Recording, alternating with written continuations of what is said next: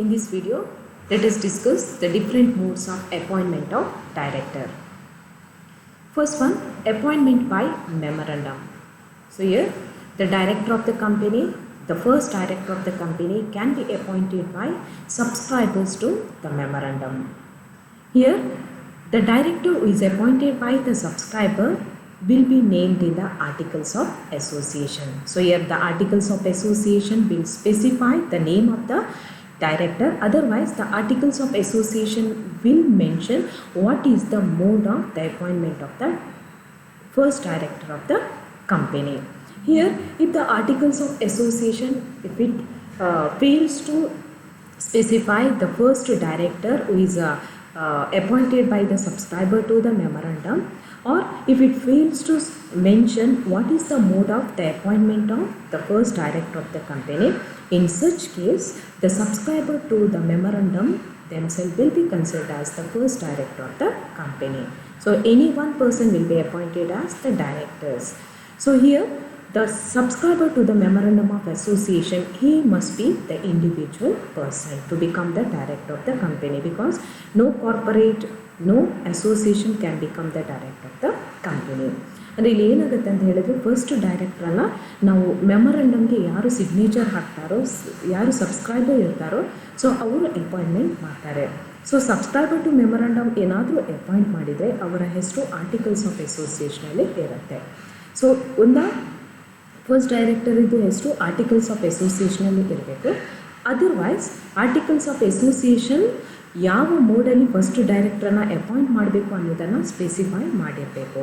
First director ಇದು ಹೆಸರು ಅಲ್ಲೇ ಇಲ್ಲ, ಅವನನ್ನು ಯಾವ ಮೋಡಲ್ಲಿ ಅಪಾಯಿಂಟ್ಮೆಂಟ್ ಮಾಡಬೇಕು ಅನ್ನೋದು ಆರ್ಟಿಕಲ್ಸಲ್ಲಿ ಇಲ್ಲ ಅಂತಾದರೆ, ಇನ್ ಸಚ್ ಕೇಸ್ ಯಾರು ಮೆಮೊರಂಡಮ್ಗೆ ಸಬ್ಸ್ಕ್ರೈಬ್ ಮಾಡಿರ್ತಾರೋ, ಸೊ ಅವರು ಪರ್ಸನ್ ಆಗಿದ್ದರೆ, ಇಂಡಿವಿಜುವಲ್ ಪರ್ಸನ್ ಆಗಿದ್ದರೆ, ಸೊ ಅವರನ್ನೇ ಫಸ್ಟ್ ಡೈರೆಕ್ಟರ್ ಅಂತ ನಾವು ಕನ್ಸಿಡರ್ ಮಾಡ್ತೇವೆ.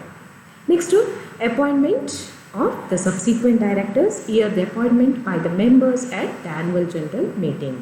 ಸೊ ಆ ನಂತರ ಪ್ರತಿ ಆ್ಯನ್ಯುವಲ್ ಜನರಲ್ ಮೀಟಿಂಗಲ್ಲಿ ಡೈರೆಕ್ಟರ್ಸನ್ನು ಅಪಾಯಿಂಟ್ ಮಾಡ್ತಾರೆ.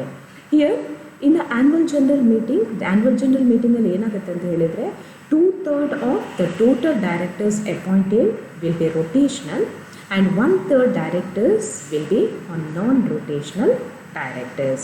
ಒಟ್ಟು ಡೈರೆಕ್ಟರ್ಸನ್ನು ಅಪಾಯಿಂಟ್ ಮಾಡಿದ್ರಲ್ಲಿ 2/3 ಡೈರೆಕ್ಟರ್ಸ್ ಅವರು they are liable to retire by rotation. ರೊಟೇಷನಲ್ಲಿ ಅವರು ಏನಾಗ್ತಾ ಇರ್ತಾರೆ, ರಿಟೈರ್ ಆಗ್ತಾ ಇರ್ತಾರೆ.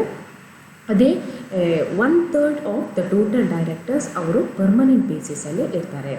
Out of 2/3 rotational directors in every annual general meeting, 1/3 of the directors will retire by rotation. ಅಂದರೆ 2/3 ಪ್ರತಿ ಆ್ಯನ್ಯುವಲ್ ಜನರಲ್ ಮೀಟಿಂಗಲ್ಲಿ 1/3 ಡೈರೆಕ್ಟರ್ಸ್ ಏನಾಗ್ತಾರೆ, ರಿಟೈರ್ ಆಗ್ತಾರೆ. ಈಗ ಆ ಆ್ಯನ್ಯುವಲ್ ಜನರಲ್ ಮೀಟಿಂಗಲ್ಲಿ ಒಂದು ಕಂಪನಿ ಏನು ಮಾಡಬೇಕು, ರಿಟೈರ್ ಆಗುವಂತಹ ಡೈರೆಕ್ಟರ್ಸ್ ಪ್ಲೇಸಲ್ಲಿ ಹೊಸ ಒಬ್ಬ ಡೈರೆಕ್ಟ್ರನ್ನ ಅಪಾಯಿಂಟ್ ಮಾಡಬೇಕು. ಆರ್ ಅದರ್ವೈಸ್ ಕಂಪನಿ ಏನು ಮಾಡಬೇಕು, it should pass the resolution not to fill the vacancy. Okay, either company should fill the vacancy or otherwise it has to pass the resolution not to fill the vacancy. ಒಂದು retire ಆದ ಜಾಗದಲ್ಲಿ ಒಬ್ಬ ಪರ್ಸನನ್ನು ಡೈರೆಕ್ಟ್ರಾಗಿ appoint ಮಾಡಬೇಕು, ಅಥವಾ ನಾವು ಆ ವೇಕೆನ್ಸಿಯನ್ನು fill ಮಾಡೋದಿಲ್ಲ ಅನ್ನುವಂಥ ಒಂದು ರೆಸೊಲ್ಯೂಷನನ್ನು ಅವರು ಮೀಟಿಂಗಲ್ಲಿ ಪಾಸ್ ಮಾಡಬೇಕು. If no resolution is passed or if no vacancy is filled, in such case that meeting will be adjourned to the next week. ಆ ಮೀಟಿಂಗಲ್ಲಿ ಯಾವುದೇ ಒಂದು ಡಿಸಿಷನನ್ನು ತಗೊಳ್ಳೋದೇ ಇದ್ದರೆ, ವೇಕೆನ್ಸಿಯನ್ನು ಫಿಲ್ ಮಾಡೋದಿದ್ರು, ರೆಸೊಲ್ಯೂಷನನ್ನು ಪಾಸ್ ಮಾಡೋದೇ ಇದ್ದರೆ, ಆಗೇನಾಗುತ್ತೆ, ನೆಕ್ಸ್ಟ್ ವೀಕಿಗೆ ಆ ಮೀಟಿಂಗ್ ಎಡ್ಜರ್ನ್ ಆಗುತ್ತೆ. So in the next adjourn meeting also, so if the company, if it fails to fill the vacancy or if it fails to pass the resolution, in such case the retiring directors themselves will be considered as the directors of the company. Means there will be reappointment of the retiring director.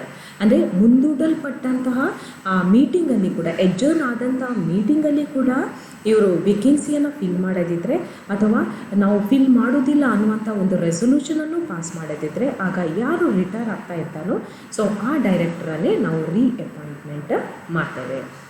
Then appointment by proportional representation. So here in the board of directors, if the minority interest, if it is to be represented, ಅಂದರೆ ಅವರಿಗೆ minority interest, minority shareholders ಅವರ representation ಇರಬೇಕು ಅಂತ ಅವರೇನಾದರೂ intend ಮಾಡಿದರೆ, ಇಚ್ಛೆ ಇದ್ದರೆ ಅವರಿಗೆ, in such case, so to the board of directors they can appoint their directors on the basis of principle of proportional representation.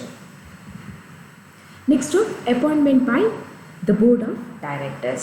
The board of directors can appoint additional directors, casual directors, alternate directors or nominal directors. So additional directors.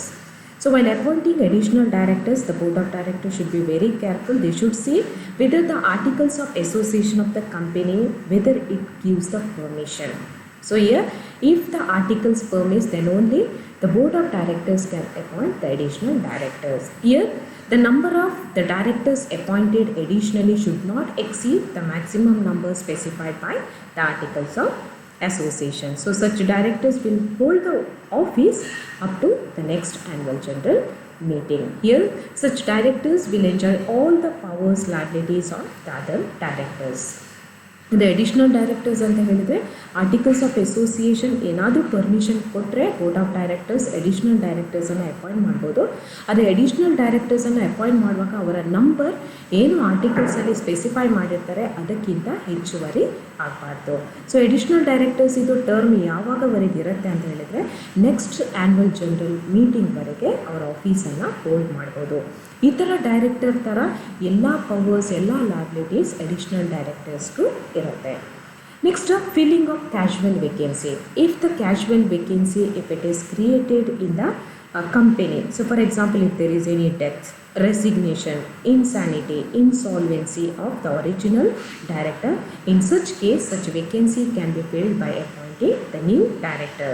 So such director will also hold the office up to the next annual general meeting. ಅಂದರೆ ಏನಾದರೂ original director ಒಂದು death ಆದರೆ ಅಥವಾ ಅವನೇನಾದರೂ ರಾಜೀನಾಮೆ ಕೊಟ್ಟರೆ, ಅವನು ದಿವಾಳಿ ಆದರೆ, ಮಾನಸಿಕ ಸ್ಥಿರತೆಯನ್ನು ಅವನು ಕಳ್ಕೊಂಡ್ರೆ, ಆ ಕೇಸಲ್ಲಿ ಏನು ಮಾಡ್ಬೋದು, ಅವನ ಜಾಗದಲ್ಲಿ ಒಬ್ಬ ಹೊಸ ಡೈರೆಕ್ಟರ್ನ ಅಪಾಯಿಂಟ್ ಮಾಡ್ಬೋದು. ಅವನನ್ನು ಕ್ಯಾಶುವಲ್ ಡೈರೆಕ್ಟರ್ ಅಂತ ಕರೀತೇವೆ. ಸೊ ಆ ಡೈರೆಕ್ಟರ್ನ ಟರ್ಮ್ ಎಲ್ಲಿವರೆಗೆ ಇರುತ್ತೆ ಅಂತ ಹೇಳಿದರೆ ಆ annual general meeting, next annual general ಮೀಟಿಂಗ್ವರೆಗೆ ಅವನು ಆಫೀಸನ್ನು ಹೋಲ್ಡ್ ಮಾಡ್ಬೋದು. Next, alternative director. If the original director, if he is absent for his office for more than 3 months, in such case in his place a new director can be appointed. Or if he is residing outside India, 3 ತಿಂಗಳಿಗಿಂತ ಜಾಸ್ತಿ ಅವನು ಭಾರತದ ಹೊರಗಿದ್ದರೆ ಆ ಕೇಸಲ್ಲಿ ಏನು ಮಾಡ್ಬೋದು, ಒಬ್ಬ ಹೊಸ ಡೈರೆಕ್ಟರ್ನ ಅವನ ಪ್ಲೇಸಿಗೆ ಅಪಾಯಿಂಟ್ ಮಾಡ್ಬೋದು. Here the term of the alternate director will be extended either up to the next annual general meeting, means the term of the original director, or the return of the original director. ಯಾವಾಗ original director ಬರ್ತಾನೋ ಅಥವಾ original ಡೈರೆಕ್ಟರ್ನ term ಎಲ್ಲಿವರೆಗೆ ಇರ್ತದೋ ಅಲ್ಲಿವರೆಗೆ ಅವನು ಏನು ಮಾಡ್ಬೋದು, ಆಫೀಸನ್ನು hold ಮಾಡ್ಬೋದು. So for example, ಈಗ ನೆಕ್ಸ್ಟ್ ಆ್ಯನ್ಯುವಲ್ ಜನರಲ್ ಮೀಟಿಂಗಿಂದ ಒಳಗೆ ಅವನೇನಾದರೂ ಒರಿಜಿನಲ್ ಡೈರೆಕ್ಟರ್ ಇಂಡಿಯಾಗೆ ವಾಪಸ್ ಆದರೆ ಆ ಕೇಸಲ್ಲಿ ಆಲ್ಟರ್ನೇಟಿವ್ ಡೈರೆಕ್ಟರ್ ಅವನ ಜಾಗವನ್ನು ಬಿಟ್ಟು ಕೊಡಬೇಕಾಗುತ್ತೆ. Next, nominee director. Here some of the institution, financial institutions or the state or central government may appoint their own nominee director. So ಬೋರ್ಡಿಗೆ ಏನು ಮಾಡ್ಬೋದು, ಕೆಲವೊಂದು ಸ್ಪೆಷಲೈಸ್ಡ್ ಇನ್ಸ್ಟಿಟ್ಯೂಷನ್ಸ್ ಅಥವಾ ಕೆಲವೊಮ್ಮೆ ಸೆಂಟ್ರಲ್ ಮತ್ತು ಸ್ಟೇಟ್ ಗೌರ್ಮೆಂಟ್ ಏನು ಮಾಡ್ಬೋದು, ಅವರ ರೆಪ್ರೆಸೆಂಟೇಷನನ್ನು ಅಲ್ಲಿ ಕೊಡಲಿಕ್ಕೆ ನಾಮಿನಿ ಡೈರೆಕ್ಟರ್ನ ಅಪಾಯಿಂಟ್ ಮಾಡ್ಬೋದು. Next, appointment by small share holders. So small share holders ಅಂದರೆ ಯಾರು?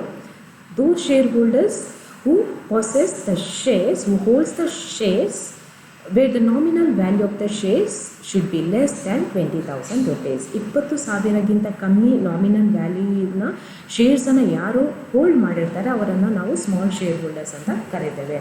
So such shareholders they can also appoint their own directors in the board. If they want to select or if they want to appoint their own director, then so they must give their representation to the board. ಅವ್ರು ಏನು ಮಾಡಬೇಕು, ಕಂಪನಿಗೆ ಅವರ ರೆಪ್ರೆಸೆಂಟೇಷನನ್ನು ಕೊಡಬೇಕು.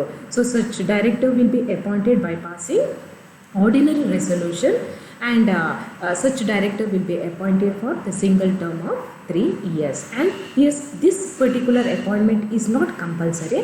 Small share ಹೋಲ್ಡರ್ಸ್ಗೆ so ಅವರ representation ಬೇಕು ಅಂತ ಅವ್ರಿಗೆ ಅನಿಸಿದರೆ ಮಾತ್ರ ಅವ್ರು ಏನು ಮಾಡ್ಬೋದು, ಸೊ ಅವರು ನೋಟಿಸನ್ನು ಕೊಡುವ ಮೂಲಕ ಅವರ ರಿಕ್ವೆಸ್ಟನ್ನು ಕಳಿಸುವ ಮೂಲಕ ಅವ್ರು ಏನು ಮಾಡ್ಬೋದು, ಸ್ಮಾಲ್ ಶೇರ್ ಹೋಲ್ಡರ್ ಡೈರೆಕ್ಟರ್ನ ಅಪಾಯಿಂಟ್ಮೆಂಟ್ ಮಾಡ್ಬೋದು.